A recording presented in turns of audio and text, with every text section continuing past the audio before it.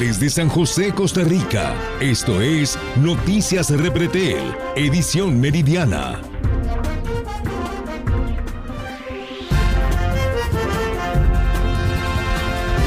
Hola, buenas tardes. ¿Cómo están? Bienvenidos a esta nueva edición de Noticias Repretel. Iniciamos.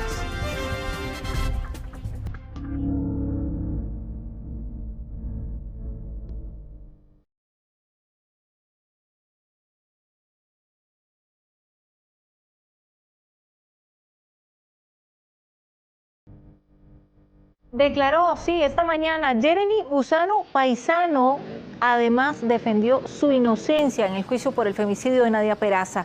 La familia de la joven calificó sus palabras como cinismo y mentira. Fabián Mesa, usted nos tiene todo el detalle. Adelante.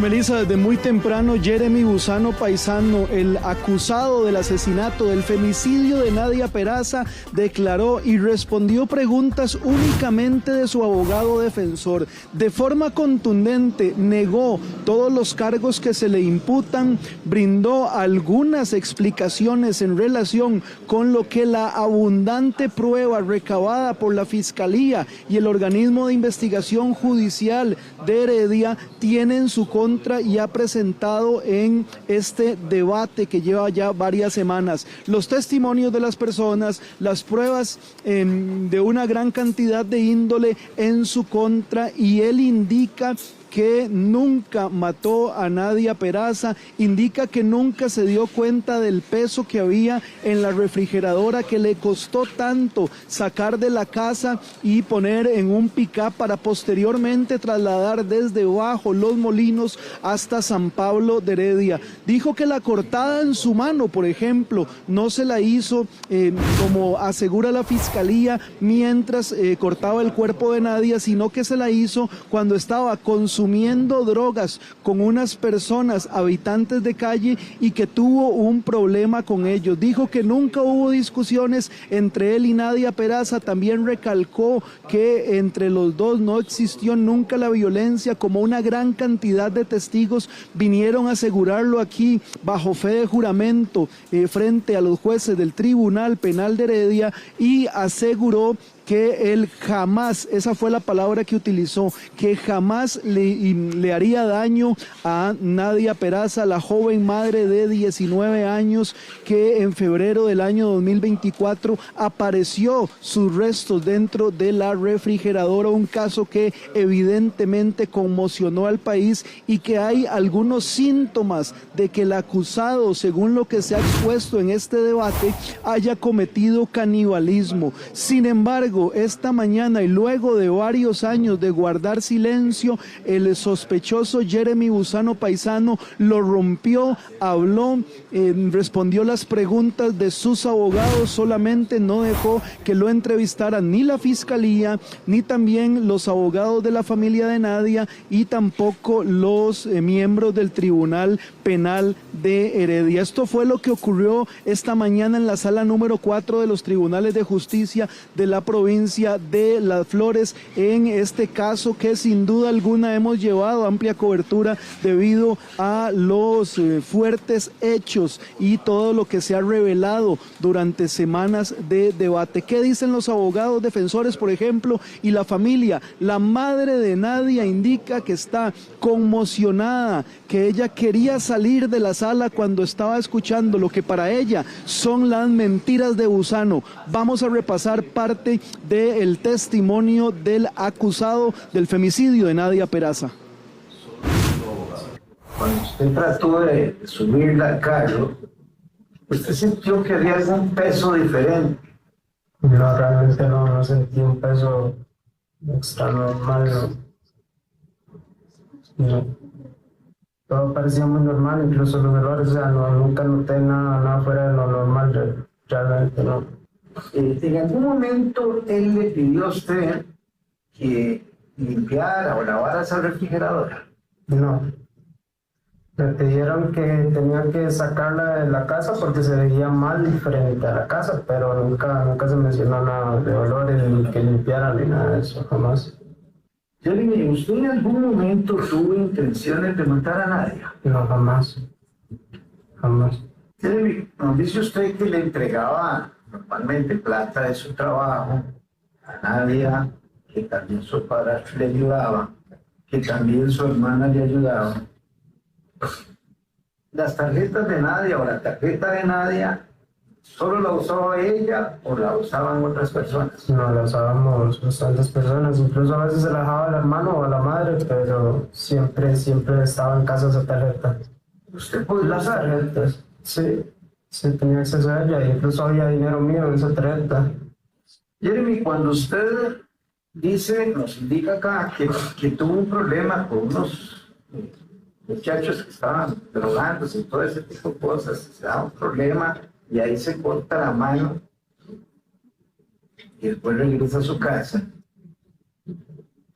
Pues, ¿pudo usted observar qué tipo de herramienta, cuchillo, qué fue? No, realmente no le puse atención, igual estaba bajo los efectos de droga, habíamos consumido bastante droga, entonces ni siquiera era capaz de analizar la gravedad de la herida de la mano, sí. Por eso fui y me encerré a la casa. Ya después con el tiempo vi que me estaba poniendo pálido, entonces llamé a mi padre asustado y le dije, padre, creo que me estoy desangrando, necesito ayuda porque estoy encerrado, no encuentro las llaves, estaba muy drogado. Pero no fui capaz de analizar ni siquiera la herida. Jeremy, ¿con qué frecuencia se droga usted? Básicamente siempre. Jeremy, una última preguntita. ¿Usted sabía o no que en la refrigeradora estaba Nadia? No, evidentemente no tenía ni idea, jamás se me hubiera ocurrido. Jeremy, muchas gracias. Eso sería todo, señor juez presidente, señores jueces. Esas eran las palabras de Jeremy Busano Paisano, acusado de femicidio, acusado de suplantación de identidad y otros delitos. Afuera de los tribunales de justicia logramos conversar con doña Marilyn Espinosa, la madre de Nadia Peraza, quien dijo sentirse muy indignada por las manifestaciones del sospechoso. Ella indicó y sostiene que todo lo que dijo Jeremy en la sala número 4 y ante los jueces es absolutamente falso y que además en algún momento hasta sintió la necesidad de salir corriendo de ahí por la situación que ha estado viviendo. Una madre que, pese a que el juicio ha sido duro, que los testimonios han sido desgarradores, ha estado en todas las audiencias, sentada en la barra del público, escuchando todos los testimonios, tanto de las personas cercanas como de los peritos que estuvieron durante esta semana presentando sus declaraciones ante los jueces. ¿Qué dijo doña Marilyn? Vamos a verlo también a continuación. En realidad todo lo que dijo es mentira. Lo que son las tarjetas solo mi hija las usaba. Solo ella las usaba. Cuando ella ocupaba darme algo para la niña, ella me lo daba en efectivo. Y la verdad que no, la verdad que todo lo que dijo fue mentira. La verdad sí, muchas personas vieron los golpes que ella tenía y se sabe que sí era golpeada por él. Bueno, a mí me da mucha cólera, me dio mucha cólera y yo me sentía terrible. Yo más bien quería salir de ahí porque yo la verdad que me da cólera y de todas las mentiras que dijo, porque eso fue arreglado por ellos dos, ellos lo arreglaron para hablar eso. Eran preguntas que ya él se había aprendido las respuestas, la verdad. La fortaleza es la que Dios es el que me da esa fortaleza y después Nashley, que es el motivo también que tengo para levantarme todos los días, y mi familia. La verdad que sí, queremos que se haga justicia por mi hija, que lo vayan a meter a él bastantes años, que no tenga la oportunidad de visitar a la chiquita allá pequeña, que salga ya cuando ya ella esté adulta para que no tenga la oportunidad de pedir que verla y así. Vamos a ver ahora qué dijeron los abogados, tanto el defensor de Jeremy Buzano como el abogado de la familia de Nadia Peraza, porque esta misma tarde a la 1:30 va a comenzar la fase de conclusiones y la fiscalía, luego de haber recibido todas las pruebas durante tantas semanas, va a comenzar a indicar a qué conclusiones llegan ellos a la 1:30 de la tarde, y también si le alcanza el tiempo en la audiencia de la tarde y hará la solicitud de prisión en contra de Buzano Paisano. La defensa sostiene que ellos también tienen las pruebas para generar una duda razonable y evitar que condenen a su representado, al sospechoso de femicidio. Veamos las declaraciones de los abogados. Uno podría pensar que todas las pruebas conducen a la culpabilidad de Jeremy Buzano, pero él viene a decir que es inocente, pese a que la prueba está en contra de él. Bueno, esa es la posición de ustedes. La posición mía es otra totalmente. ¿Cuál es su posición? Que es totalmente inocente. Licenciado, él menciona incluso que nunca supo que los restos de Nadia estaban en esa refrigeradora. ¿A dónde apunta, digamos, la hipótesis por lo que usted nos puede adelantar acerca de esas conclusiones? En las conclusiones vamos a adelantar varias hipótesis. Y yo creo que son muy razonables, son muy considerables y que siembran una duda bastante razonable para el caso. ¿Cuál es esa duda? La duda es que primero que él es inocente, y segundo que pudo haber sido diferentes temas que voy a tocar en conclusiones. Ahora el OIJ, la Fiscalía, los testigos lo señalan directamente a él, no hay otro sospechoso. ¿Cómo sostener una inocencia en este caso? Viera que no será ni la primera ni la última vez que veamos una situación donde todo señala a una persona y lamentablemente esa persona no es. ¿Y usted considera que hay otra persona que podría ser el responsable de esto? Porque evidentemente si hay cuerpo y como apareció, alguien tuvo que matarla. Desde luego que es una persona que en paz descanse, que ya está fallecida. Yo creo que de acuerdo a lo que vamos a exponer, podríamos sembrar la duda de que él no fue y que pudo haber sido otra persona o otras personas. Este sujeto es un cínico. Venir a decir que a él no se le ocurría que nadie iba en esa refrigeradora, que no se le iba a ocurrir, que de ahí sobran palabras para decir que efectivamente, en conclusiones, el Ministerio Público lo va a despedazar. Y yo también como querellante de actor civil, eso es una barbaridad que diga que nunca tenían discusiones. Cambia la versión por cuarta vez. Uno de los cojueces anota todas las incoherencias que dice este sujeto, diciendo de que de ahí nunca tuvo problemas con Nadia, que Nadia por dicha señaló que no consumía drogas porque él la drogó. Según el informe que leyó el juez presidente, tenía sustancias de cocaína en el músculo rojo, según lo que dijo el médico forense. Entonces vea la gravedad de esta situación, que si bien es cierto es un derecho que él tenía de declarar, pero prácticamente ya él está señalando de que todo era un paraíso y que en esa casa nunca pasó nada y que él se cortó fumando marihuana o cocaína con unos indigentes, unos adictos, y que los adictos lo atacaron cuando toda la prueba arroja en forma indubitable que él fue el que cometió el hecho. Acerca de su declaración, ¿usted quiere? Ahora, Fabián, uno entiende que este es el trabajo de la defensa, pero por supuesto que también quedan cosas como que a uno no le cierran. Por ejemplo, Jeremy asegura que no sabía que el cuerpo de Nadia estaba dentro de su refrigeradora. Entonces, no abrió la refri por más de un mes, ¿verdad? Que suena como, ¿cómo no iba a saber que eso estaba ahí si era la refrigeradora de su casa? No tiene sentido. Ahora, ellos han insistido, la defensa en particular, en que Jeremy se drogaba, en que estaba drogado, en que se droga, en que es un drogadicto. Esto no influiría en una inocencia para Jeremy, no influiría tampoco en reducir su condena en caso de que justifiquen que lo hizo bajo los efectos de las drogas, Fabián.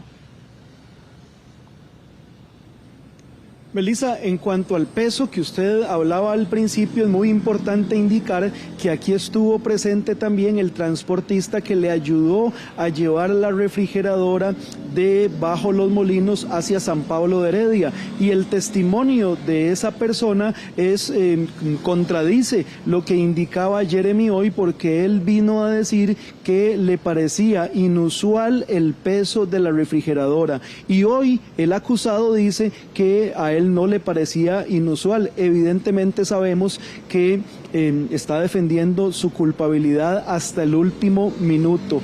Y acerca de si la persona se encontraba bajo los efectos de la droga en el momento en el cual ocurrió el hecho, para la Fiscalía y según las pruebas que hemos visto, es prácticamente imposible confirmar o comprobar que estaba drogado cuando ocurrió el homicidio, el femicidio, cuando ocurrieron los hechos, debido a que la tesis de la Fiscalía sostiene que sería en un rango de tiempo entre el 21 y el 22 del mes de febrero cuando ocurrió el atroz asesinato de Nadia. Sin embargo, no hay un momento exacto ni tampoco una prueba que venga a confirmar que para el momento de los hechos y para el momento en el cual él pues trató de deshacerse del cuerpo, según la tesis de la Fiscalía que ha venido sosteniendo durante años, la persona se encontraba bajo los efectos de las sustancias. Por eso incluso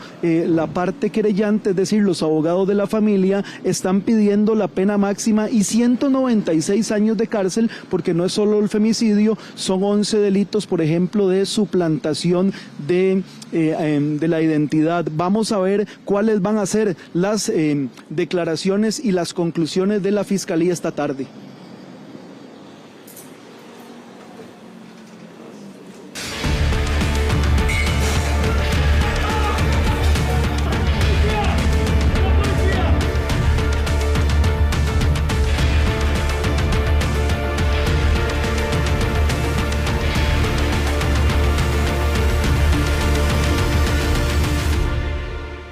Cerrando calles con cadenas, contando con un aliado en la policía y utilizando equipo de acetileno, una banda cometió millonarios robos en Limón. Mediante 11 allanamientos, la sección de robos del OIJ detuvo esta mañana a los sospechosos. Hernán Barrantes nos informa. Adelante, Hernán.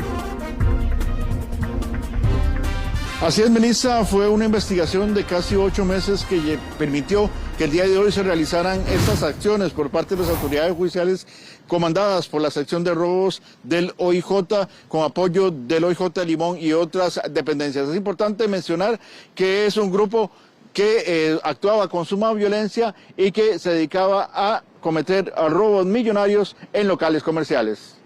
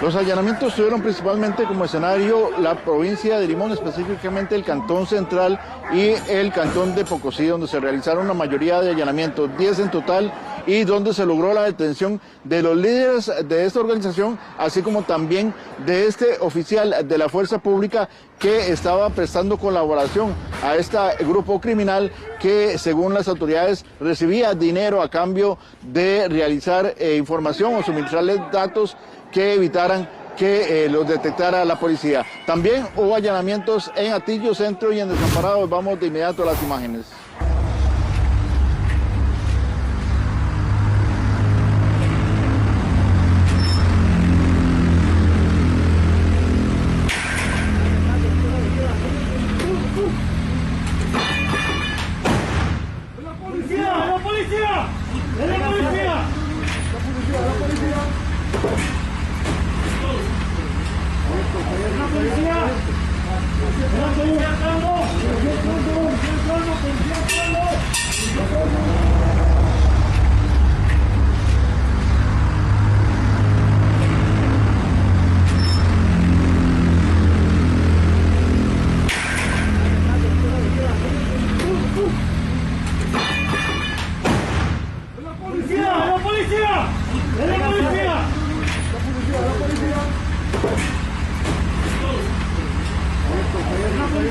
parte de este trabajo y lo que llama más la atención es la infiltración de bandas criminales en la fuerza pública, ya que, como vemos, uno de estos oficiales fue detenido por prestar colaboración. No es algo nuevo, pero que cada vez más están destapándose estos casos donde hay influencia o contaminación de los cuerpos policiales. Lamentablemente, un oficial que brindaba información muy vital a este grupo criminal para que pudiera actuar. Aunque se le está vinculando solamente con 2 casos ocurridos en el mes de junio del año anterior, uno a mediados del mes de junio y otro el 29 de junio, pues no se descarta y se está investigando todavía la vinculación de este grupo en otros hechos muy similares, con un mismo modo de operar que se dieron en la zona sur del país, también en la zona del Pacífico Central, en Guanacaste y en la zona norte. Uno de los sospechosos está en fuga, todavía está siendo buscado por las autoridades policiales, mientras que el principal cabecilla de esta agrupación, de apellido Lamas, está ya detenido. Él intentó escapar al momento que las autoridades judiciales iban a allanar su vivienda. Sin embargo, tan solo unos 30 minutos después se logró ubicar en otro sector de Limón 2000, donde se realizaron la mayor parte de estos allanamientos y las principales, y desde donde operaba esta organización. Es importante mencionar que este grupo criminal tenía estas otras ubicaciones en la capital y en Guapiles, que las utilizaba como casas de seguridad. En estas se daban almacenamiento de los productos robados, se daba también para alojamiento de los miembros del grupo y, lo más importante, también como un medio para evadir a las autoridades. Uno de los golpes quedó registrado en video, ocurrido el 29 de junio del año anterior en el Valle de la Estrella, donde se ve el importante grupo de personas que se veían involucradas en este tipo de robos. Ellos, en este caso, con metavos lograron romper los candados, también ingresan y con acetileno logran abrir la caja fuerte y apoderarse del dinero. Eso sí, también contaban con la colaboración de personas que trabajaban para estos almacenes y que ya también están detenidos gracias a esta operación. También ellos, como se indicaba, cerraban con cadenas las vías principales de acceso para dificultar el acceso de las autoridades. Así quedó registrado uno de los millonarios atracos cometidos por la llamada banda del acetileno. Cortan candados con metavos, se apoderan de todo lo que quieren, se toman su tiempo. Con equipo de acetileno abren las cajas fuertes y sustraen millones de colones. Todo esto gracias a la colaboración de un oficial de la fuerza pública, ya que cierran calles con cadenas para evitar la llegada de la policía. Pero ahora están tras las rejas acusados de múltiples delitos. Esto pese a que el líder intentó escapar.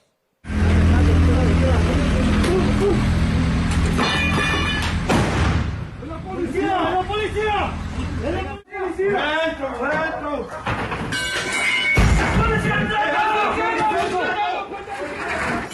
A las 3 de la madrugada de este martes, los agentes de la sección de robos del OIJ dirigieron 11 allanamientos y lograron la captura de 10 de los 11 sospechosos. Solo este sujeto logró escapar.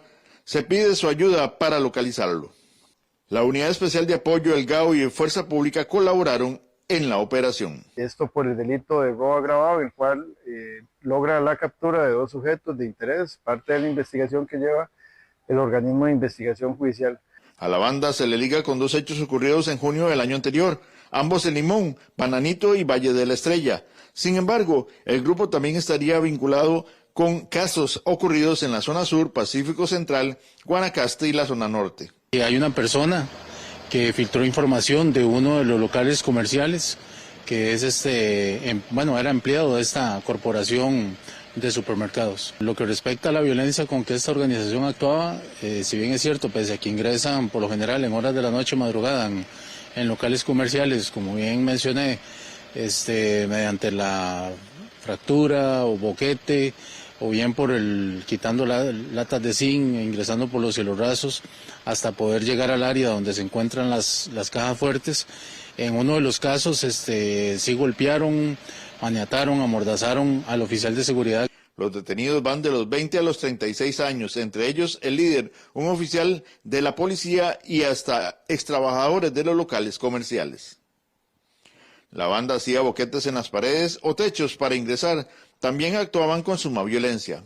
Lo más importante de la modalidad o que más llamaba la atención de este grupo era, además de la violencia con que actuaban, las previsiones que tomaban para evitar que Fuerza Pública o las autoridades que debían responder ante las alarmas de los sitios que ellos vulneraban fueran atendidos, colocando, por ejemplo, en un caso, cadenas en un puente, en una vía importante del Caribe, evitando que la policía lograra llegar pronto a atender el lugar. Claramente hay grupos que se han dedicado a este tipo de modalidad delictiva, en donde, bueno, propiamente de aquí de esta zona de Limón 2000, reforzado con otras personas que se allanó en el sector de Guapiles y 2 allanamientos más en el sector de San José, que son miembros también de esta organización criminal. Dar con los sospechosos involucrados tomó casi 8 meses de investigaciones. Los allanamientos tuvieron lugar en Limón, Pocosí, Atillo de San José y Patarrá de Desamparados. Se espera solicitar prisión preventiva contra los sospechosos por parte de la Fiscalía. Es importante mencionar que el perjuicio económico solo en estos 2 hechos que se les están imputando a estas personas rondan los 27 millones de colones. Sin embargo, como mencionaba el investigador de la sección de investigaciones criminales del OIJ, pues podría ser mucho mayor si se logra confirmar el involucramiento en otros casos ocurridos en otras zonas del territorio nacional.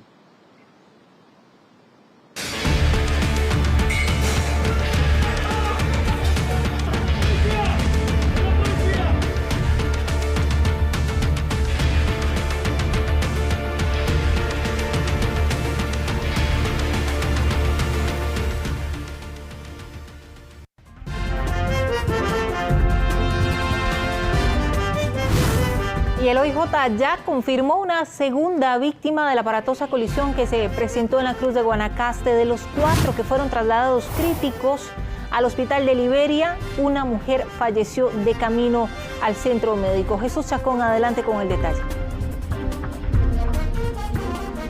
Melissa, un trabajo investigativo que se mantendrá ahora en el sector de la Cruz de cara a versiones que se han dado por algunos testigos en la zona. Inclusive se ha comentado que este conductor estaba evadiendo un control en carretera, estaba huyendo de una unidad policial y es cuando se da esa violenta colisión. Sin embargo, las autoridades tanto de tránsito como judiciales han descartado esta versión debido a que no tienen las pruebas fuertes y necesarias para poderlo afirmar. Sin embargo, trabajarán en esta investigación para esclarecer cómo se habrían producido los hechos. Sin embargo, lo que sí confirma tránsito es la invasión de carril de este conductor, un adelantamiento en falso y termina colisionando de manera frontal contra este tráiler en el sector de Peñas Blancas, esto en la Cruz de Guanacaste. Lamentablemente dejando como saldo 2 personas fallecidas en sitio, un hombre de 38 años de apellido Arce, y en el traslado que se realiza de 4 personas hacia el centro hospitalario en Liberia se da el fallecimiento de una mujer de apellido de 34 años de edad de apellido Arteaga. Parte de lo que se ha manejado también con esta información es el uso de también equipo hidráulico para lograr hacer la extracción de estas personas, debido a que, como se observa en imágenes, el vehículo queda completamente destruido y estas personas quedaron prensadas, por lo que se debió utilizar este equipo especializado para poder extraer a estos 5 ocupantes.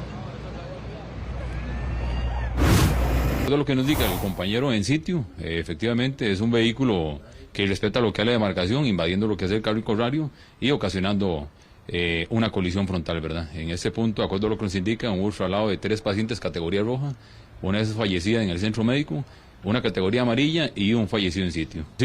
Posiblemente tengamos un exceso y sobre el límite establecido en la zona, ¿verdad? Es uno de los factores determinantes número 1 para las colisiones con fallecidos en carretera. Traslado también que tuvo que realizar los cuerpos de rescate de Cruz Roja para dar atención a la emergencia y poder salvar la vida de una menor de edad que viajaba en este vehículo y que había quedado prensada y que ha sido también parte de los traslados que se realizaron en condición crítica al centro hospitalario en Liberia. El día de ayer, a eso de las 8 de la noche, la Cruz Roja costarricense recibe por medio del sistema de emergencias 911 la alerta sobre una colisión entre un vehículo liviano y un vehículo pesado, esto en Peñas Blancas, en la Cruz Guanacaste. Al lugar, la Benemérita responde con 3 ambulancias de soporte básico de vida y abordan un total de 5 pacientes, 3 de ellos en una condición crítica, 1 en una condición urgente y 1 sin signos vitales, el cual es entregado a autoridades judiciales. Prácticamente lo que vive esta pareja en el sector de Osa es un milagro. Chocan casi que de manera frontal contra otro camión pesado en esta zona. Lo que se ha manejado como información de este accidente es que la pareja iba a doblar en esta dirección hacia la izquierda cuando no se percatan que viene un camión a alta velocidad y este comienza a frenar. Sin embargo, el peso que llevaba y también, bueno, pues las magnitudes y dimensiones que tiene un tráiler provocó que no lograra frenar de una manera rápida y terminara impactando estas 2 personas, cayendo a un hueco, específicamente unos 5 metros de altura, situación que en el momento se dio la atención y logró estas 2 personas salvarse de milagro producto de este fuerte choque. Tiene un accidente esto en el sector de Palmar Sur, el 11 de abril, donde un vehículo de carga pesada, en este caso tráiler, contra una motocicleta, caen aproximadamente a unos 5 o 6 metros. Se abordan en total 3 pacientes, uno de ellos una mujer en una condición urgente que es trasladada a más casas, 2 más en una condición más estable. Tanto el Cuerpo de Bomberos de Palmar Norte como ambulancias de Ciudad Cortés y Palmar Norte atienden la situación. Los 3 pacientes son referidos a este centro médico. Y es que también en el sector de Acerrí se presentó una situación complicada de tránsito debido a que se da la muerte de un hombre adulto mayor de 66 años, producto de que se viajaba en este vehículo en el sector de Vuelta de Corco. En ese punto pierde el control y cae sobre un precipicio, una cuesta de unos 100 metros que provoca que impacte de manera violenta contra un árbol que se encontraba en la zona, generando que este hombre saliera impactado del vehículo, que fuera expulsado directamente luego de que se diera este fuerte choque en esta zona y que ha sido parte también de las atenciones de tránsito de cara a esos incidentes en carretera. Aproximadamente a las 8:31 de la noche, al despacho de la Cruz Roja ingresa la solicitud de auxilio en el sector de San José, Acerrí, Vuelta de Jorco. En el lugar, un vehículo liviano cae a un precipicio. La Cruz Roja costarricense despacha una unidad básica, una unidad de soporte avanzado y una unidad de rescate al sitio. Una vez en el lugar, en el vehículo viajaba únicamente un hombre adulto mayor, el cual se encuentra ya sin signos vitales. La escena queda a cargo de las autoridades. Y es que ya la Policía de Tránsito contabiliza un aumento en la accidentabilidad en este 2026 en comparación al 2025. Ya contabilizan 139 fallecidos, 77 de estos motorizados. Más del 50% de las personas que fallecen en carretera utilizaban un vehículo de 2 ruedas y por eso es el llamado también a mantener mucha precaución, evitar exceder los límites, esos excesos de velocidad que provocan colisiones violentas y lamentablemente también aumenta la accidentabilidad en nuestro país. Comparación del 2025, ese primer bimestre, enero y febrero, se atendieron aproximadamente unas 11.000 colisiones. Para este 2026, primer bimestre igual, enero-febrero, aproximadamente unas 13.000 colisiones son las que están atendiendo mensual. Si nos vamos a un dato un poquito más corto, semanal, de unas 1.600 a 1.700, y si nos vamos por día, unas 250 colisiones se están atendiendo por día. Correcto, esa cantidad de colisiones que vienen en aumento, el transcurso de espera, depende de donde esté ubicado, la cantidad de incidentes que estén ingresando vía 911, se alarga el transcurso de espera de la llegada al oficial, ¿verdad? Aproximadamente 1 hora y media, 2 horas, de acuerdo al punto donde esté ubicado. Esto ya es un criterio muy propio de cada conductor. En caso de solamente existir daños menores, únicamente daños materiales, se les hace el llamado a llegar a algún tipo de conciliación.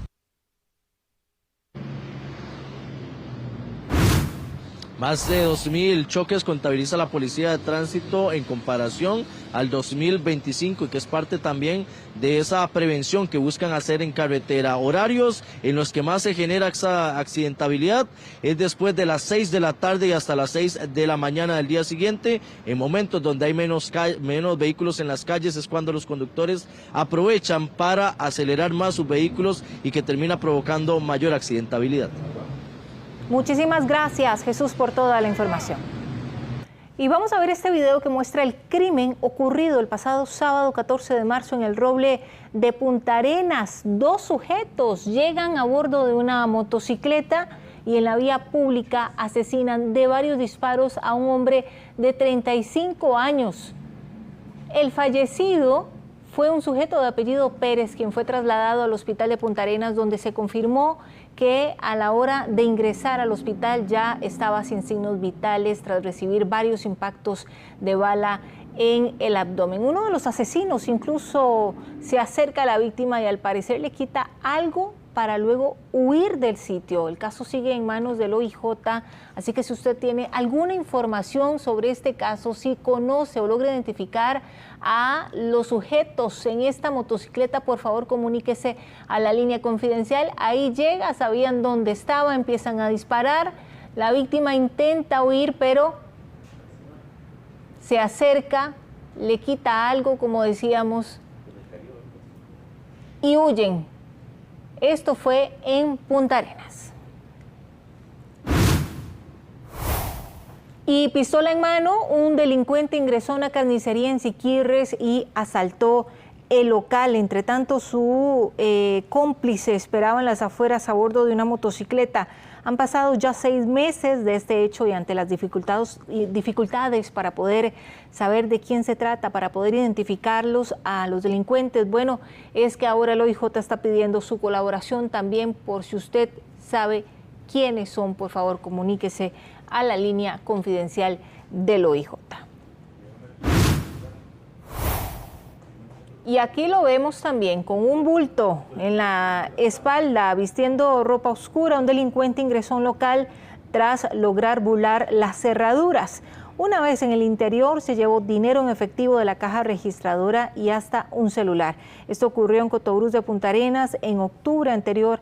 Ahora también se recurre a la ciudadanía para poder identificar a este sujeto. Los expertos aseguran que las penas en casos de amenazas de muerte a funcionarios, como en el caso que conocimos ayer de la alcaldía de Cartago, bueno, deben ser más severas. El máximo de una condena por este delito es de 5 años de prisión. Autoridades y expertos han insistido en un término ante la ola de asesinatos que azota al país: la mexicanización de la violencia. Y uno de esos síntomas tiene que ver con las amenazas a altos funcionarios, como el caso del alcalde de Cartago, Mario Redondo. El Código Penal para este tipo de hechos prevé varios delitos, los cuales en su pena máxima van desde los 2 hasta los 5 años de prisión. Yo creo que ese es el punto clave y el punto neurálgico de lo que estamos conversando. En este momento no hay una legislación real que proteja a un alcalde, que proteja a un juez, que proteja a un diputado contra las amenazas de la criminalidad. Existe una oficina de protección al testigo que hace lo que puede con los pocos recursos que tiene, pero únicamente te protegen durante el proceso, no te protegen toda la vida. Entonces, en algún momento vas a quedar por la libre y vas a estar sujeto a venganzas. Recordemos que ya tenemos casos de jueces que han aceptado dinero, incluso hace poco uno fue sentenciado a 14 años bajo proceso abreviado porque aceptó recibir dinero de la criminalidad. Sin embargo, los señores jueces me dicen algo: si no lo hago yo, me matan y matan a mi familia. No existe un marco legal ni un presupuesto que proteja alcaldes, que proteja jueces, que proteja vicealcaldes, que proteja magistrados. Debemos pensar en un marco legal, debemos pensar en un presupuesto para evitar que esto suceda. Debido al nuevo contexto de violencia en que está sumido el país, consideran que debe de existir un cambio para aumentar las penas. Las amenazas de muerte que ha recibido el alcalde de Cartago se deben al proyecto para desalojar las más de 11,000 personas que viven en los diques de Cartago.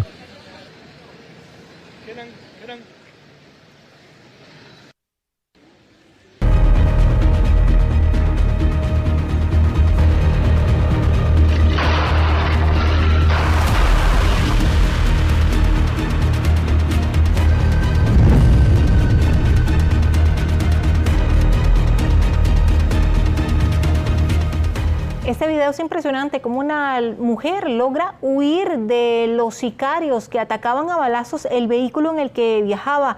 El conductor también intentó huir, pero resultó gravemente herido. Esto sucedió en Alajuela y Sheila Paniagua nos tiene el detalle. Sheila.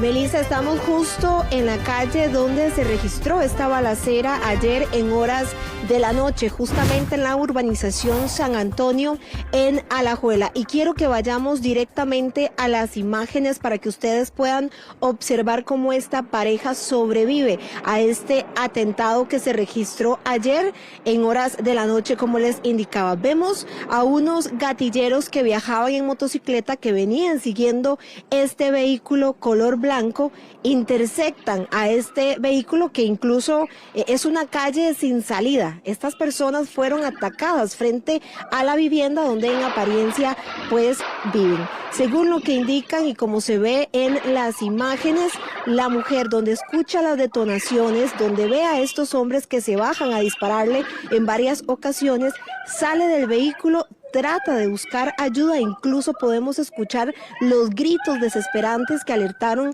a los vecinos, quienes inmediatamente salieron.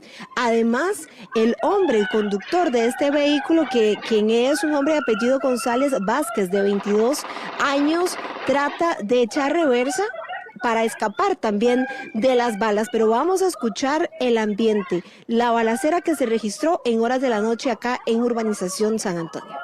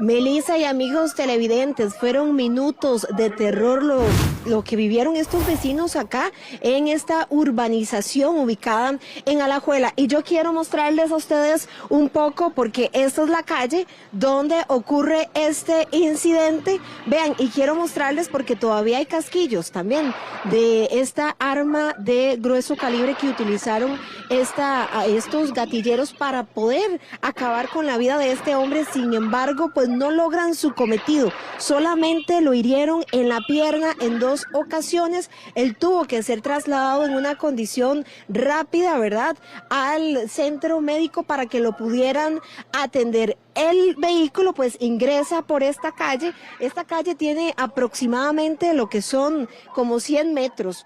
Ellos avanzan, atrás incluso viene la motocicleta, quien ya los venía siguiendo en apariencia desde varios metros atrás, y luego los interceptan y es ahí donde se ocurre pues esta balacera, quien ustedes podían escuchar en este video que captó una cámara de seguridad, cómo pues los gatilleros se ciñeron con el conductor de este vehículo, este hombre de apellido González Vázquez.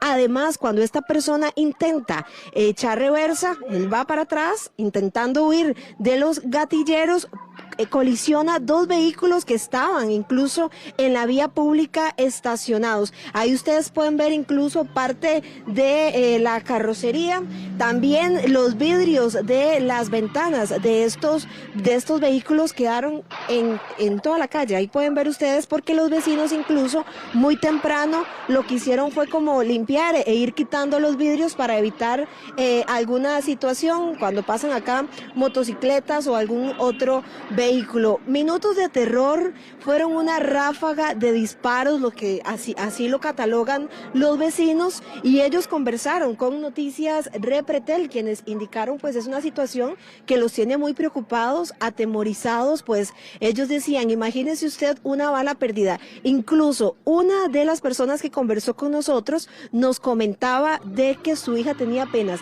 10 minutos de haber ingresado a la vivienda, y ella pues lo que teme es que pues una situación de estas se repita y que esta vez hayan víctimas colaterales.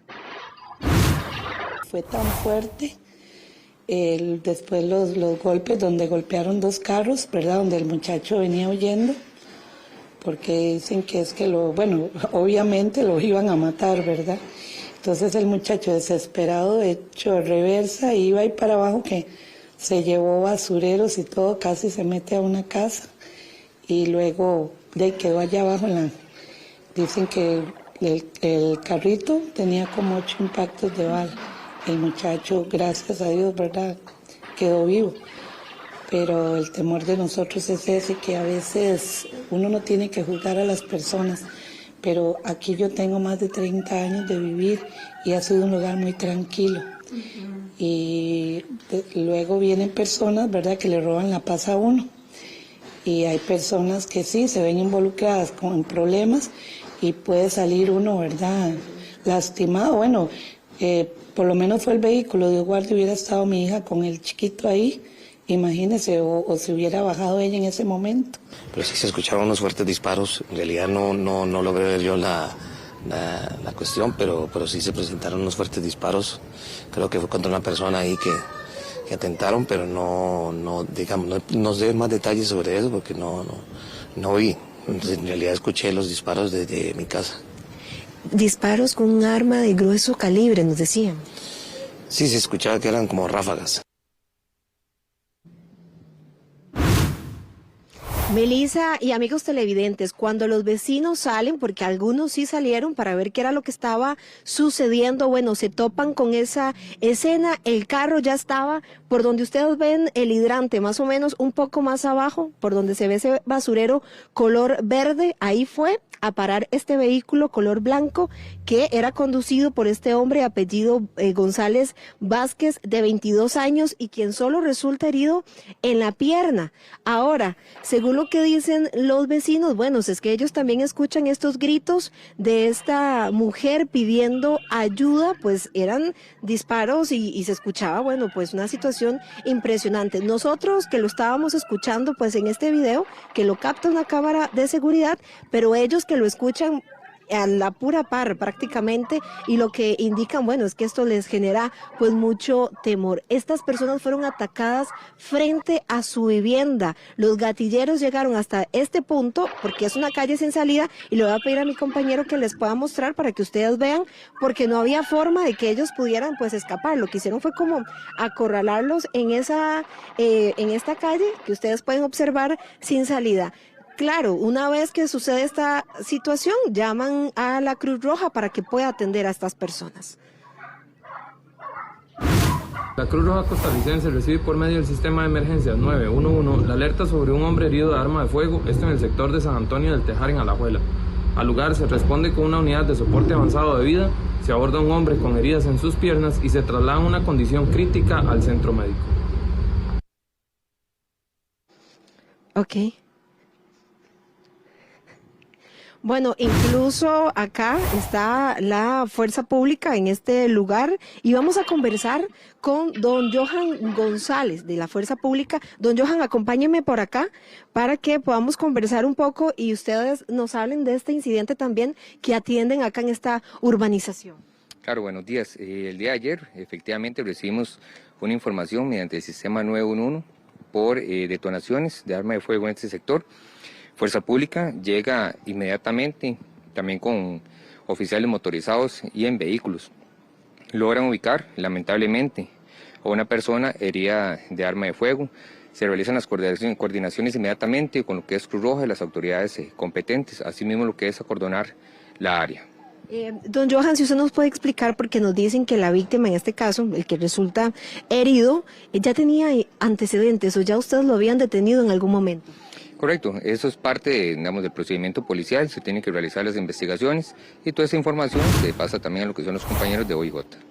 Ahora bien, también los vecinos atemorizados por esta situación, ellos dicen que es una calle muy tranquila, sin embargo eran detonaciones muy fuertes, dicen ellos incluso que eran ráfagas. Correcto, Alajuela Sur cabe indicar que se mantiene una importante disminución de delitos contra la vida. El día de ayer se da este lamentable caso. No obstante, continuarán las operaciones para que las personas continúen tranquilas. Don Johan, muchas gracias. Mucho gusto.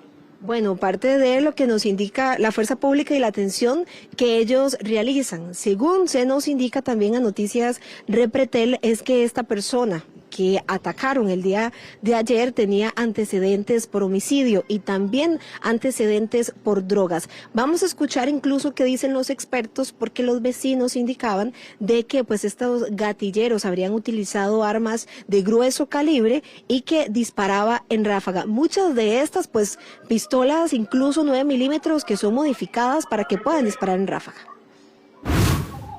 Mucho del problema de la violencia armada que tenemos en Costa Rica obedece al serio problema que tenemos en el tema del mercado negro de armas de fuego, puesto que son estas organizaciones las que están abasteciendo de armas a las estructuras criminales, desde el tema de armas cortas, armas de grueso calibre, que son prácticamente muchos las responsables de la cantidad de víctimas múltiples en cada acto de sicariato, y también víctimas colaterales, personas inocentes que terminan siendo asesinadas por ese tipo de armas que pues son manipuladas para que puedan disparar en ráfaga, y pues obviamente esto pone en riesgo a todas las personas, además del tema de los explosivos, y esto es sumamente grave porque no solo pone en riesgo a las comunidades, a las personas habitantes, sino a la misma seguridad nacional del país, al ser organizaciones criminales que tienen armamento por muchísimo más potente y letal que el que portan las personas oficiales de policía. Según lo que indica también el organismo de investigación judicial con respecto a este caso, es que, bueno, ellos ya tienen una investigación abierta, incluso, Melissa y amigos televidentes, esta comunidad es una comunidad muy organizada, la mayoría de viviendas cuenta con cámaras de seguridad y esto pues podría ser también de gran utilidad para la investigación. Muchísimas gracias, Sheila, por toda la información, y ahora vamos a ver cómo Chuletón logró meterse a robar a una panadería. ¿Cómo lo hizo? Usted posiblemente se impresione como yo. Génesis Castillo nos tiene todo el detalle.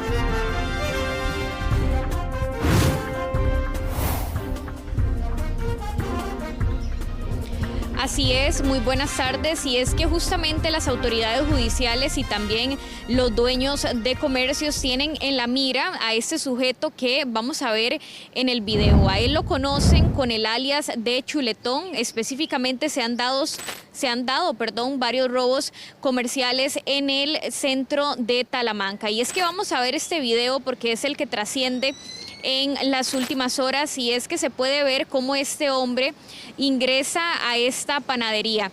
Llama la atención de que hay un espacio bastante pequeño entre la cortina y también el piso. Sin embargo, él logra pasar, ingresa a esta panadería y posteriormente saca el dinero, bueno, se lleva toda la caja de este local comercial. Inclusive también uno de los factores que más nos llama la atención es cómo este hombre va con una cobija para que no logre ser identificado. Y es que justamente nosotros conversamos con una panadería aquí en San José, en donde ellos nos decían que han tenido que reforzar todo el tema de la seguridad. Ellos, por ejemplo, mantienen contratos con empresas que brindan estos servicios. También colocan cámaras de seguridad, inclusive también ponen verjas, ahí ustedes lo tienen en imágenes. Esta es una panadería en Paso Ancho, y que el dueño nos decía que también le preocupa este tema de los asaltos comerciales. Tenemos cámaras de vigilancia, como ustedes pueden ver, tenemos una verja, por allá también tenemos cerrado, y aparte de eso tenemos contrato con AET. A ustedes, por ejemplo, ya lo último, en estos 8 años, ¿alguna vez les ha pasado así algún incidente, o hasta el momento no, gracias a Dios? El último fue hace como unos 3 años, una madrugada que venía con mi esposa y se nos metieron a robar. Entonces encontramos los ladrones aquí adentro. Pero ya como mis capacidades no pudimos enfrentarlos. Y los datos también del organismo de investigación judicial lo que evidencian es que a la fecha se contabilizan 458 casos de asaltos a comercios, siendo San José, Alajuela y Guanacaste las provincias en donde más incidentes se dan, y por supuesto que tienen muy preocupados a todos los dueños de locales comerciales. Pero vamos a hacer un repaso de los últimos incidentes que se han dado en semanas anteriores y vamos a ver un video. Este sucede en Heredia, en la carretera principal, muy cerca del Paseo de las Flores. Se da un intento de robo en un supermercado. Ahí las mujeres no lograron llevarse los licores, sin embargo, se puede ver en este video cómo ellas, en este caso, toman 3 licores distintos y se los meten, como por decirlo así, entre la ropa interior. Afortunadamente, el equipo de seguridad, los guardas también de este supermercado, logran evitar la situación. Sin embargo, es un tema que está preocupando bastante a las autoridades. Ellos observan dónde se tiene el dinero, cuáles son los movimientos de caja, en qué horarios pueden haber menos personas, clientes, también menos personas trabajando y obviamente que tengan una llegada y una salida fácil. Todos estos elementos, además de cajas de seguridad, cámaras de videovigilancia, guardas armados, etcétera, son los que ellos consideran y evalúan. Y como bien les comentaba, se han dado una gran cantidad de casos de asaltos comerciales en las últimas semanas. Ahí ustedes tenían el video, uno de los últimos, que se da en Talamanca, este hombre que ingresa con una cobija y que se lleva fácilmente la caja en donde está este dinero. Lo que dice el organismo de investigación judicial es que se están atendiendo un caso cada 4 horas en establecimientos comerciales. Y es que justamente el OIJ también publicó un video, por si usted conoce a la persona que se encuentra en este video. Esto sucedió en Cotobruz, en Punta Arenas, y el OIJ está buscando a este sospechoso de sustraer dinero, pero también de robarse un teléfono celular. Génesis, muchísimas gracias por la información. Vamos a hablar ahora de Laura Fernández, quien recibió la credencial que ya la acredita de manera oficial como la presidenta electa número 50 de Costa Rica. Rodrigo Guevara, usted nos tiene el detalle.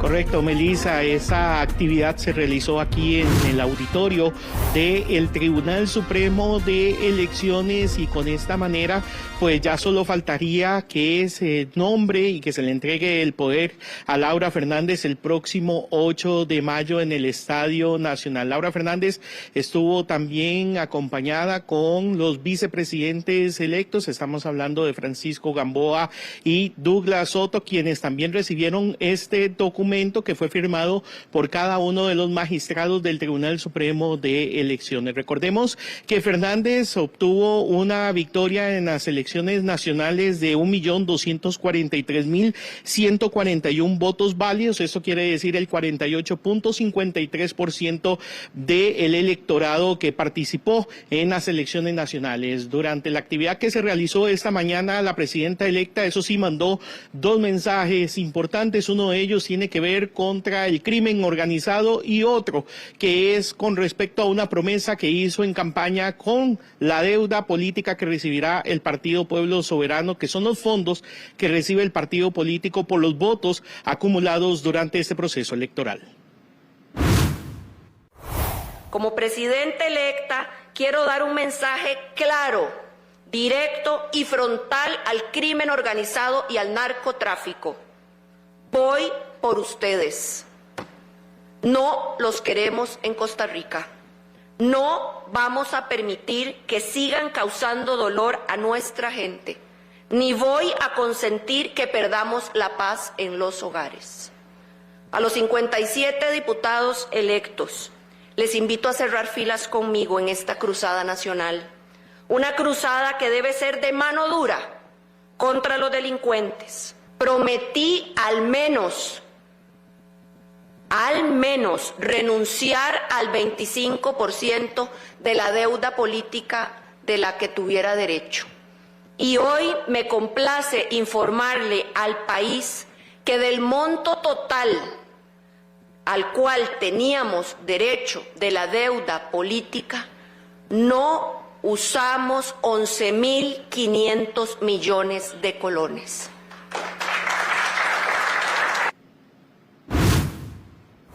En el auditorio también estuvo presente pues las autoridades, los diputados electos del partido Pueblo Soberano, también estaban autoridades de las universidades públicas y otros sectores de la sociedad costarricense quienes acompañaron al Tribunal Supremo de Elecciones en esta ceremonia oficial de entrega de credenciales. Pero también la presidenta del Tribunal Supremo de Elecciones dio un mensaje a la presidenta electa y a los vicepresidentes. La misma norma señala que el gobierno debe ser popular, representativo y participativo.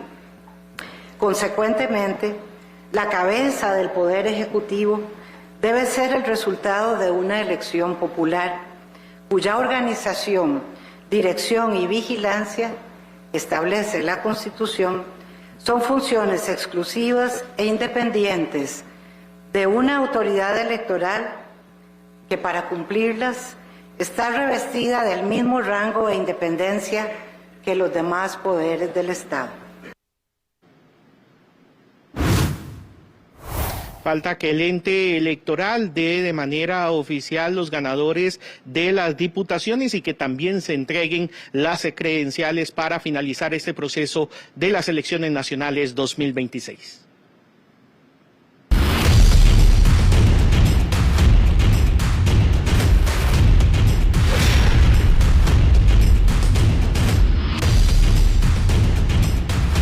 Esta tarde en los tribunales de justicia de San José se dictará sentencia en contra de los 25 imputados por el caso Fénix por los delitos de infracción a la ley de psicotrópicos y legitimación de capitales. Eric Meléndez nos tiene el detalle. Incluso si usted no recuerda este caso, bueno, Eric, usted nos hace un resumen también de qué se trata. Adelante.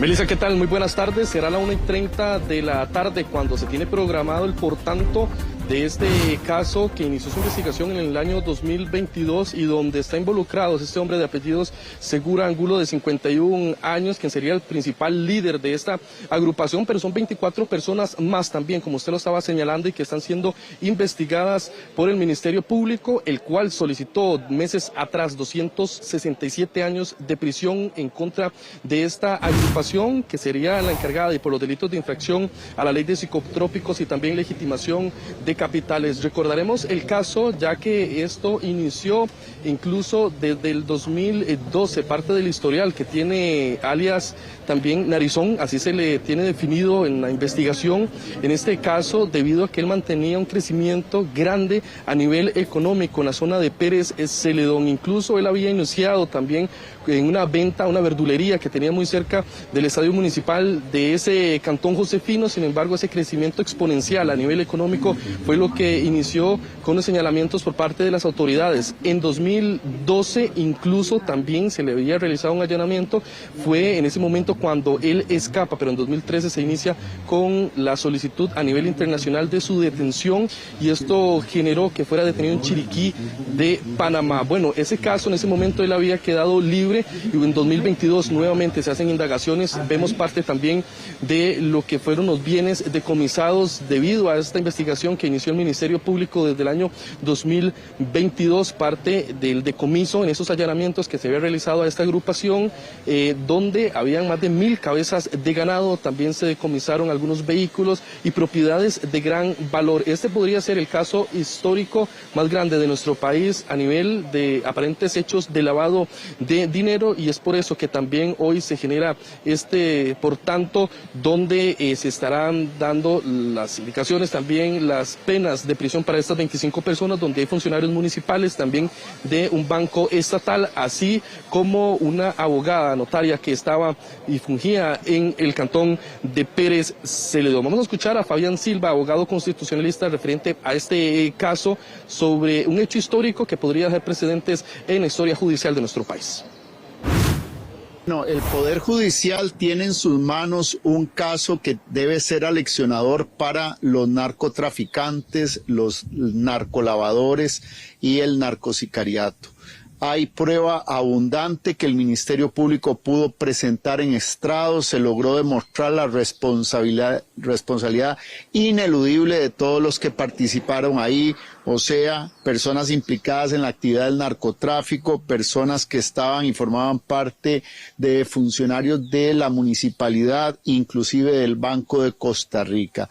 Todas estas personas se logró demostrar, existió una asociación criminal para poder legitimar no pocos miles ni millones de colones, sino cientos de millones de colones.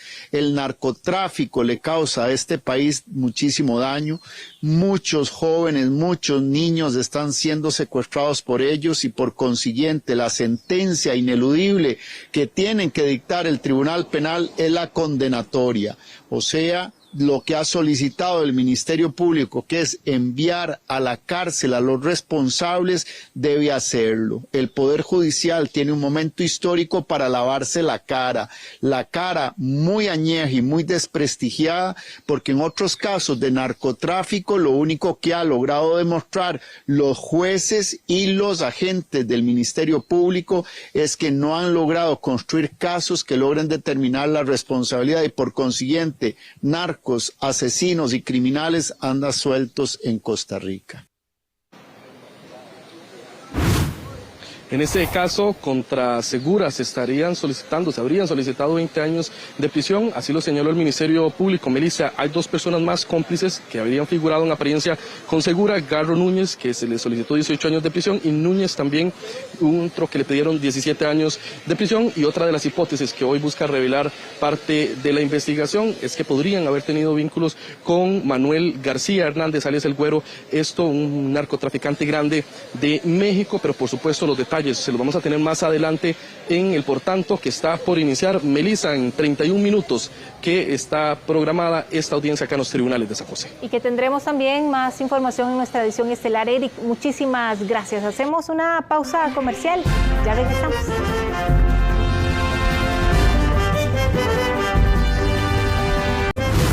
Continuamos con más de noticias Repretel y a 14 figuras políticas ya les han revocado la visa, al menos en el último año, sin detallar razones. El magistrado Fernando Cruz es el más reciente de ellos. José Vargas nos tiene todo el detalle. Adelante.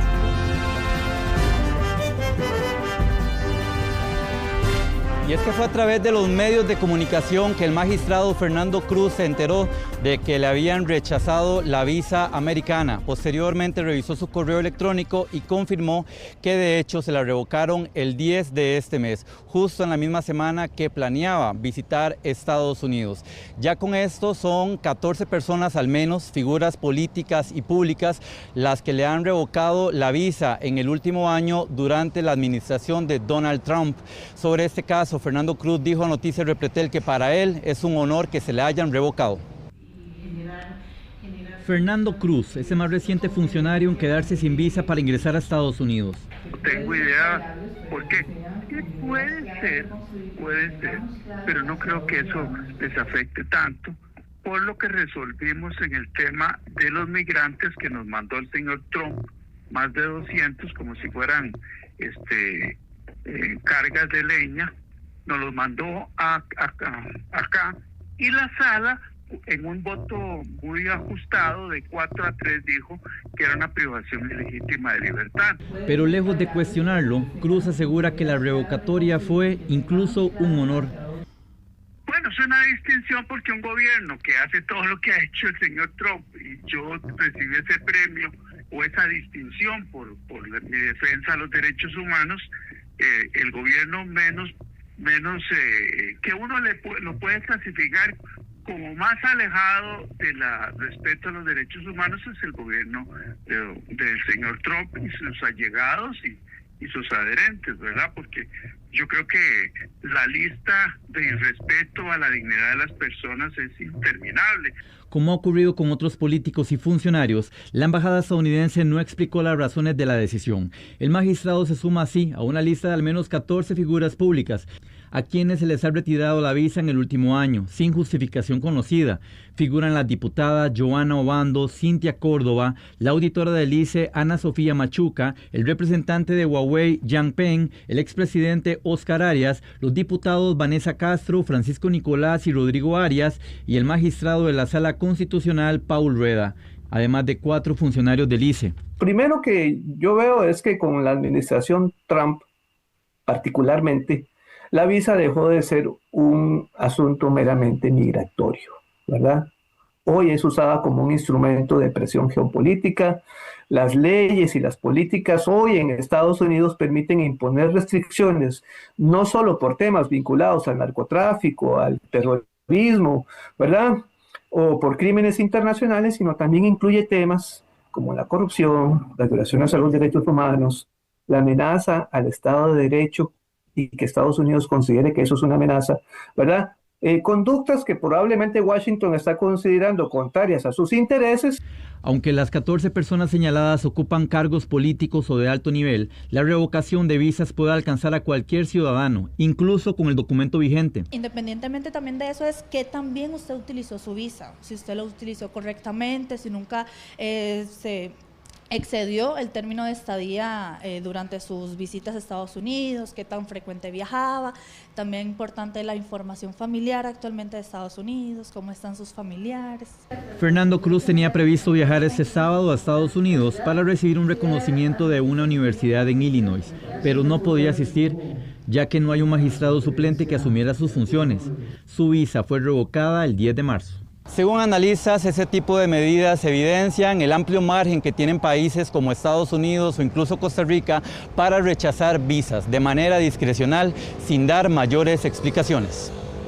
Muchísimas gracias, Josué, por toda la información. Y la ex primera dama de la República, Lorena Clark Facio, falleció a sus 82 años tras una larga lucha contra el cáncer de páncreas. Su legado, por supuesto, permanecerá para siempre.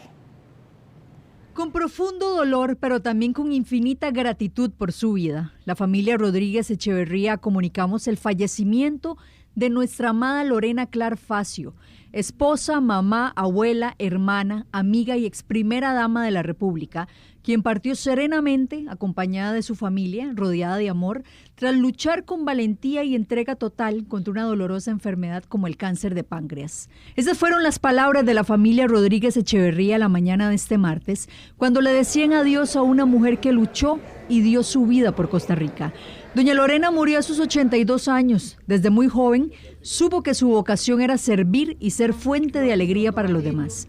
Durante su gestión como primera dama de la República entre 1998 y el 2002, transformó la vida de miles de familias costarricenses, especialmente de las poblaciones más vulnerables, como personas adultas mayores, pacientes con cáncer, mujeres, madres adolescentes y personas con discapacidad.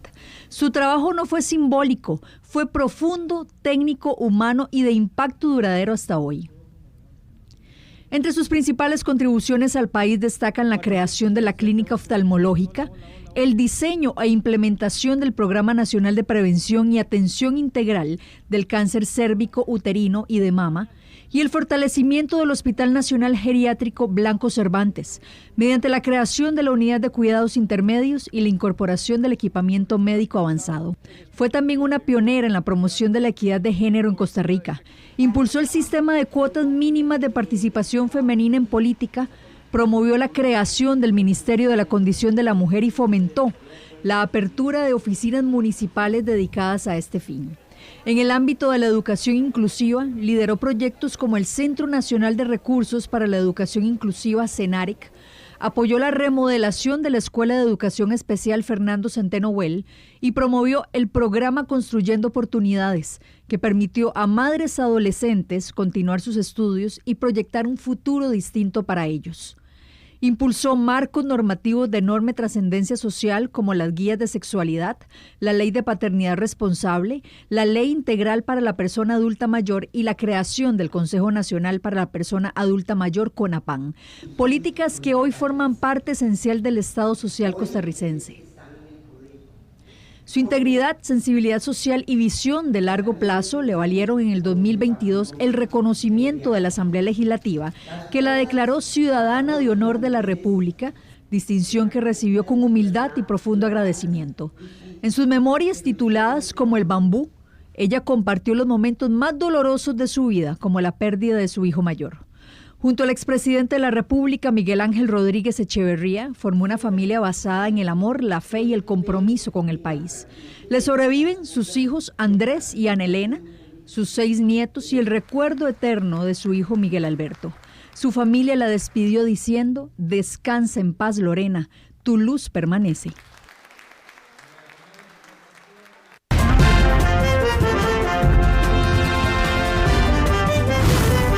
El fenómeno del sol cenital elevará la radiación y también las temperaturas en el país a partir de este mes de marzo y también principios de abril. Rachel Matamoros nos explica de qué se trata. Rachel, adelante.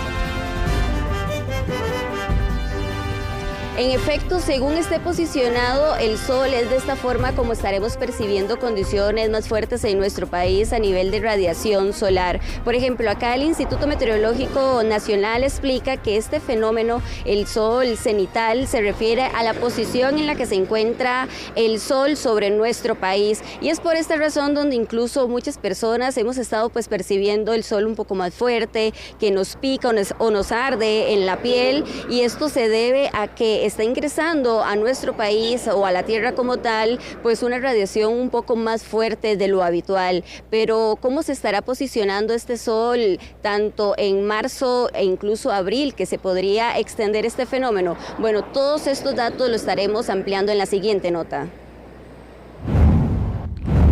¿Siente que el sol quema más y le arde la piel? Bueno, eso se debe a que el país experimenta periodos más intensos de radiación solar, esto con la llegada del sol cenital.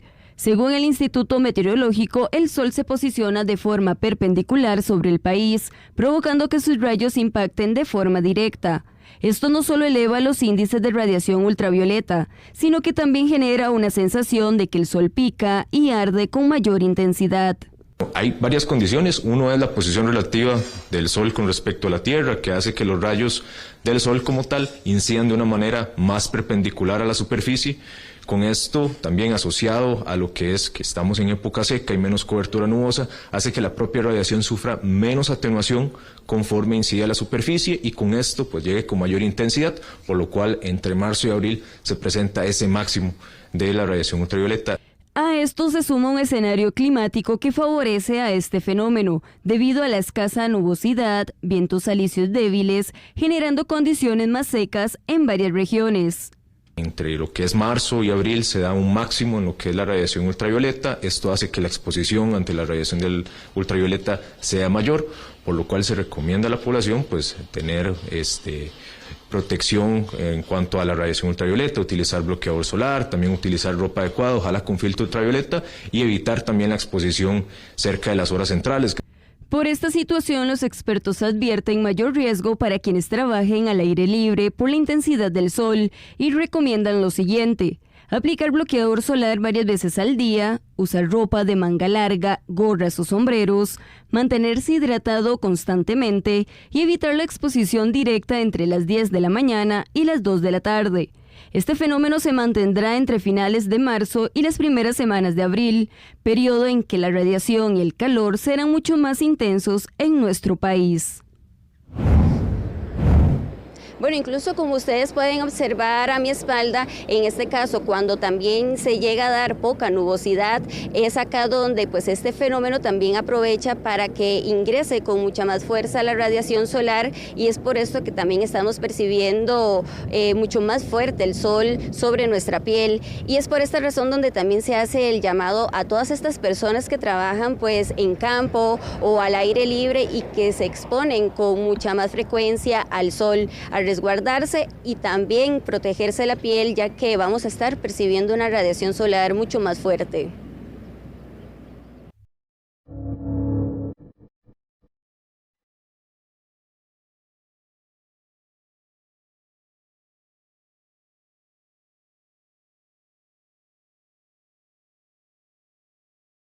Vamos a seguir con este tema, Fabián, porque se espera que para esta tarde inicien ya las conclusiones por parte de la Fiscalía. Adelante usted con todo el detalle, Fabián. Efectivamente, Melissa, 1:30 de la tarde va a iniciar el fiscal sus conclusiones luego de recibir todas las pruebas, todos los testimonios, todos los informes por parte de los expertos del Laboratorio de Ciencias Forenses del Organismo de Investigación Judicial. Y lo más importante, lo que llamó la atención la mañana de hoy, sin duda alguna, es la declaración del acusado Jeremy Busano Paisano, que mantuvo silencio durante 2 años, y esta mañana su abogado anunció cerca de las 9:30 que le iba a hacer unas preguntas, que él iba a responder y que nadie más, ni la fiscalía, ni el abogado de la familia, ni los jueces podrían hacerle preguntas, solamente él. Habló sobre todo vino a poner una contraposición a todas las pruebas que se han recibido, a todos los testimonios. Dijo que nunca hubo agresiones, que nunca le pegó a nadie, que él no la mató, que no sabía que en la refrigeradora estaban los restos de la joven, y también habló sobre la herida que tenía en su mano, porque la fiscalía lo que sostiene es que esa herida se la hizo cuando estaba cortando el cuerpo de la joven.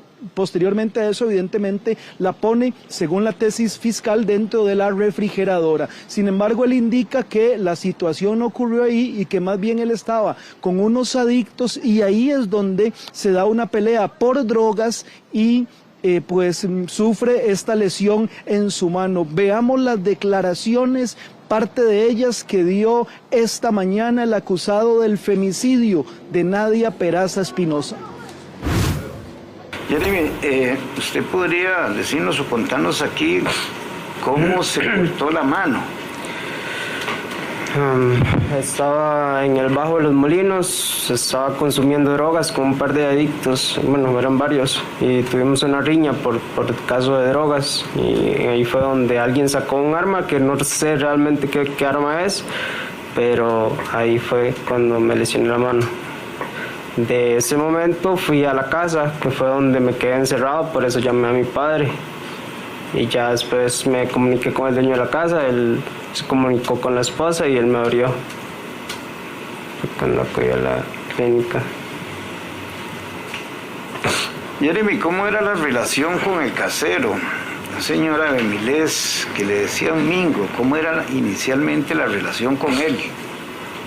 Realmente al inicio no teníamos mucha comunicación, él se comunicaba con Nadia, que era la que se encargaba de pagar la casa, pero con el tiempo él llegaba bastante a la casa a cobrar unos meses de alquiler que le debía a Nadia, y que recuerdo que también debía al hermano, si mal no recuerdo.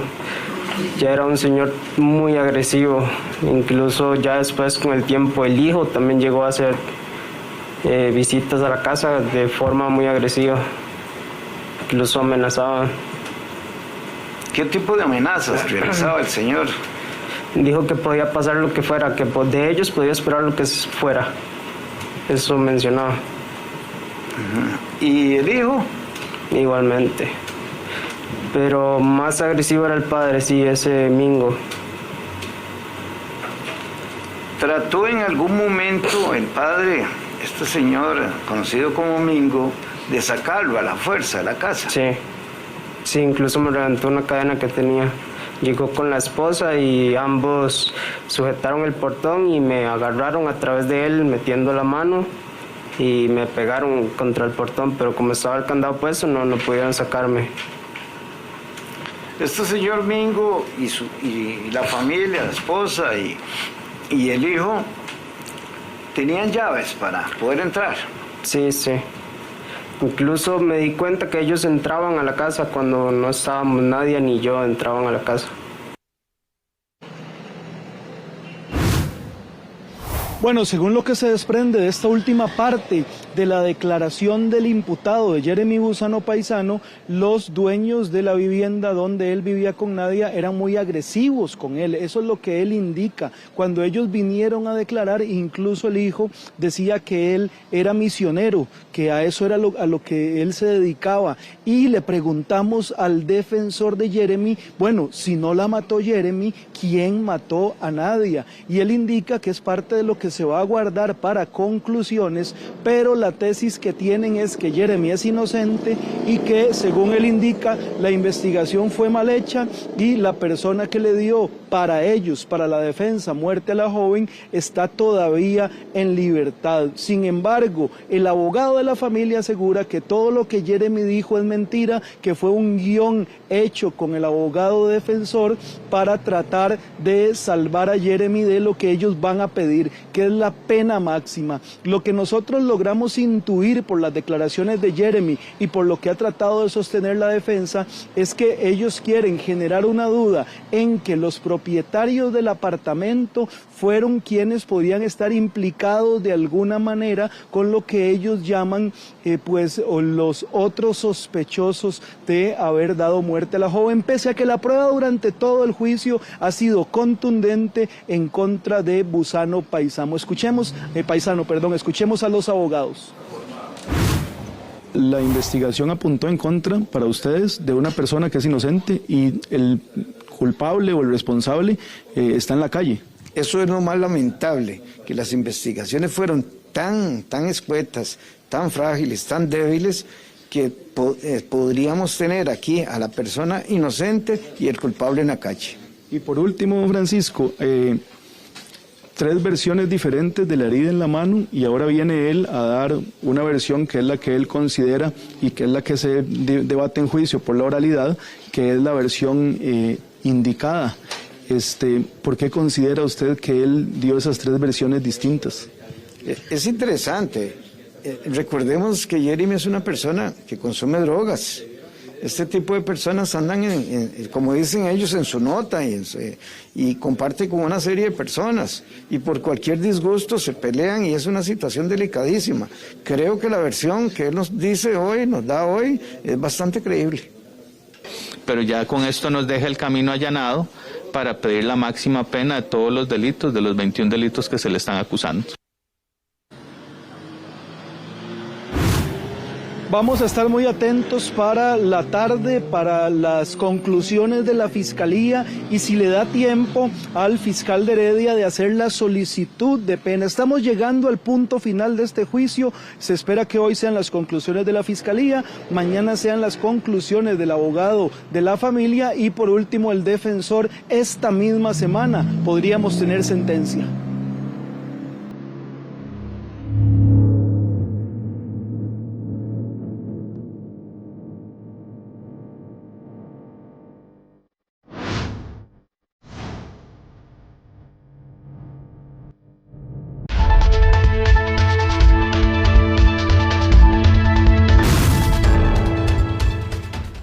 Última hora en Cristo Rey, al sur de la capital. Bueno, en este momento bomberos trabajan en controlar el fuego en un charral que amenaza con afectar varias estructuras, entre ellas instalaciones pertenecientes a obras del Espíritu Santo. Las llamas iniciaron en un charral muy cerca de la 1 de la tarde y rápidamente se ha extendido, por lo que los bomberos trabajan para evitar que siga su avance. Vean nada más cómo está este sector de Cristo Rey. Recordemos que los bomberos han insistido una y otra vez también en que no es momento de hacer quemas en charrales, no se debe realizar en época seca, porque ocurre precisamente esto, se puede salir de control y llegar a afectar incluso estructuras. Es una información que en este momento aún está en desarrollo y donde bomberos trabaja con sus equipos de emergencia para poder controlar las llamas. Incluso en la imagen que veíamos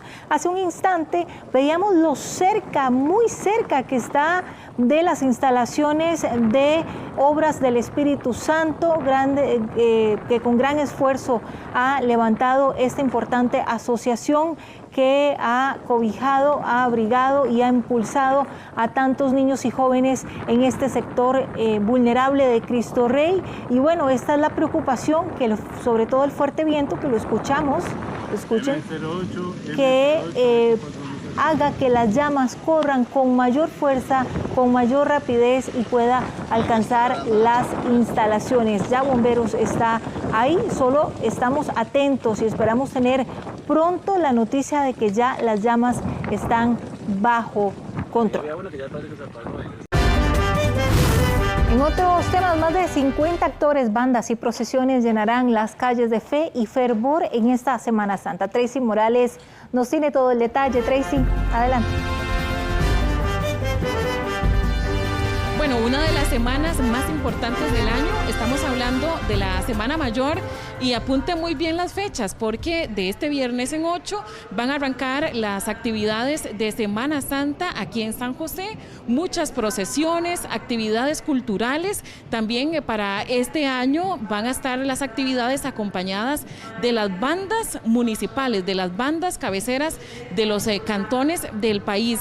Y bueno, el viernes, de este viernes en 8, se va a estar realizando la Fiesta del Perdón. Estamos hablando de unos 200 sacerdotes que van a estar aquí en la Catedral Metropolitana confesando para dar inicio a la Semana Mayor. Veamos. Con una amplia agenda de actividades religiosas y culturales, dará inicio la Semana Santa. La Catedral Metropolitana en San José realizará confesiones, misas y procesiones con el apoyo del Ministerio de Cultura y la Municipalidad de San José. Para lograr que esta nuestra querida Costa Rica entre en la paz, entre en el perdón, entre en la armonía, entre también en la liberación de todas esas situaciones que nos han esclavizado y nos han corrompido. Este es el detalle del cronograma de actividades. El viernes 27 de marzo se estará realizando la Fiesta del Perdón, donde 200 sacerdotes estarán confesando en la catedral desde las 9 de la mañana y hasta las 7 de la noche. El sábado 28 de marzo se realizará la procesión con la imagen de Nuestra Señora de los Dolores a las 10 de la mañana. El domingo 29 sería el Domingo de Ramos, con la bendición de las palmas y la Eucaristía a partir de las 9:30 de la mañana.